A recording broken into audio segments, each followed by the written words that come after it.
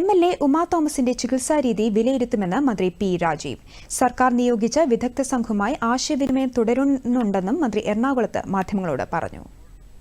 CT scan ചെയ്തതിനു ശേഷം ഇപ്പോൾ തുടരുന്ന രീതി തന്നെയാണോ മുന്നോട്ട് പോകേണ്ടത്, അതോ വേറെ എന്തെങ്കിലും മാറ്റം വേണ്ടതുണ്ടോ എന്ന് അതിനുശേഷമായിരിക്കും തീരുമാനിക്കുക.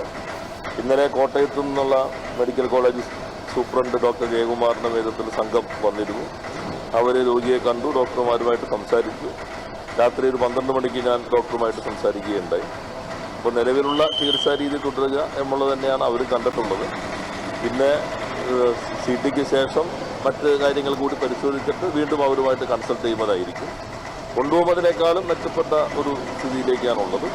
നേരത്തെ തലച്ചോറിനുള്ള ഇതായിട്ട് നമ്മൾ കുറേ കൂടി കണ്ടിരുന്നത്, അപ്പോൾ അതിപ്പോൾ ഏകദേശം കൺട്രോളായിട്ടാണ് നിൽക്കുന്നത്. സർജിക്കൽ ഇൻ്റർവെൻഷൻ വേണ്ടതില്ല എന്ന നിലപാട് തന്നെയാണ് കോട്ടയത്തെയും ഇവിടത്തെയും അതുപോലെ ഞങ്ങളെല്ലാം ബന്ധപ്പെട്ട വിദഗ്ധ ഡോക്ടർമാരുടെ അഭിപ്രായം എന്നുള്ളത്. പരിപാടിയുടെ സംഘാടനം സംബന്ധിച്ചുള്ള മുഴുവൻ പരാതികളും പരിശോധിക്കുമെന്നും മന്ത്രി പ്രതികരിച്ചു.